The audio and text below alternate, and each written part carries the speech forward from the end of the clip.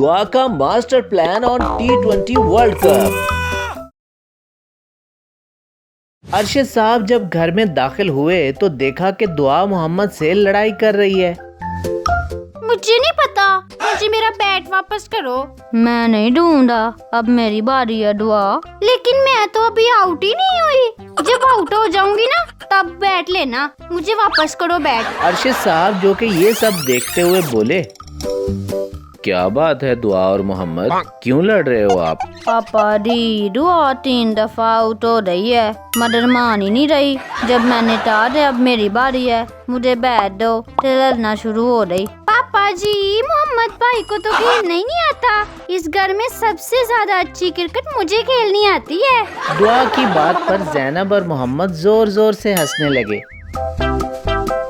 पापा जी दुआ तो झूठ बोल रही है, आपको पता है ये पहली बाल पर ही आउट हो जाती है।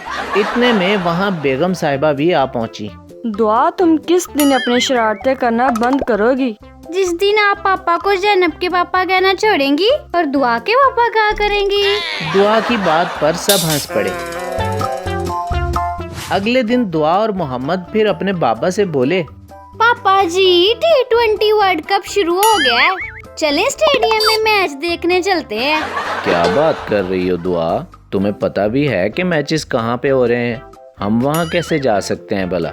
क्यों पापा जी, मैचेस कौन सा चांद पे हो रहे हैं जो हम नहीं जा सकते? हम PSL मैच देखने भी तो गए थे ना, तो अब भी चलते हैं। PSL तो पाकिस्तान में हुआ था दुआ, ये T20 वर्ल्ड कप तो अमेरिका में हो रहा है। पापा दी फिर अब हम क्या करें? आप दोनों को मैच खेलना पसंद है ना? दी पापा दी बहुत ज्यादा।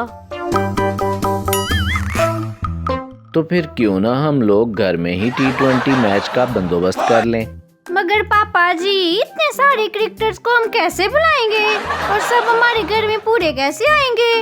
ओहो दुआ, मेरा मतलब है कि हम सब घर वाले मिलकर मैच खेलते हैं। पापा दी क्या मम्मा दी भी खेलेंगे हमारे साथ?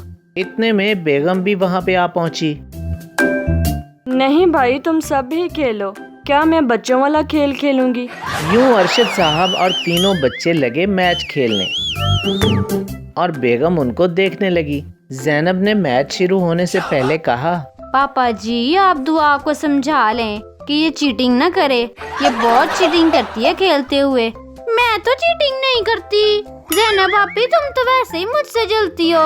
दुआ इसमें जलने की क्या बात है, मैं तो सच ही कह रही हूँ ना। दुआ कुछ कहने ही लगी थी कि इतने में अरशद साहब बोल पड़े, चलो बच्चों लड़ना बंद करो और मैच खेलते हैं। बस फिर क्या था, अरशद साहब का T20 वर्ल्ड कप घर में ही शुरू हो गया।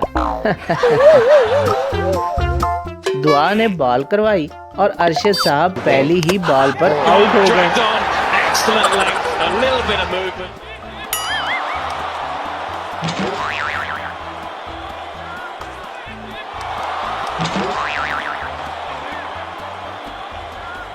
पापा दी आउट हो गए, पापा दी आउट हो गए। ज़ैनब के पापा, आप क्रिकेट खेलने में इतने बुरे हैं, मुझे तो आज पता चला। इस बात पर सब हंस पड़े। चलो दुआ अब तुम्हारी बारी।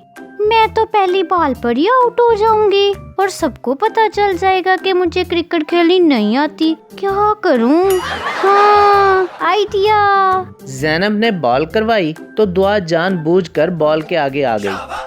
हाँ पापा जी, मम्मा जी, मेरी तो टांग ही टूट गई है। हाँ मेरी टांग। क्या हुआ है दुआ बेटा?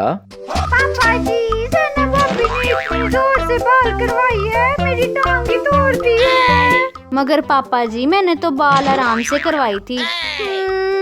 अब आएगा ना मजा, जब मैं रेस्ट करूंगी और तुम सबको मेरी खिदमत करना पड़ेगी। चलो दुआ, तुम अंदर चलकर आराम करो और तुम सब खेलना बंद करो। दुआ लंगड़ा लंगड़ा कर चलती हुई अंदर चली गई। सब घर वाले उसके पास खड़े थे कि मुझे लगता है बाहर डॉक्टर साहब आए हैं, मैं अभी देख कर आता हूँ। क्या डॉक्टर? हाँ दुआ, तुम्हारे पापा ने डॉक्टर को कॉल कर दी थी, बस तुम्हें एक इंजेक्शन ही लगेगा और तुम्हारी टांग बिल्कुल ठीक हो जाएगी। दुआ ने डरते हुए कहा, क्या इंजेक्शन? मगर मम्मा जी मुझे तो इंजेक्शन से बहुत डर लगता है। कुछ नहीं होता दुआ, तुमने जल्दी जल्दी अपनी टांग ठीक करवानी है कि नहीं? इतने में डॉक्टर साहब और जैनब के पापा अंदर इंटर हुए।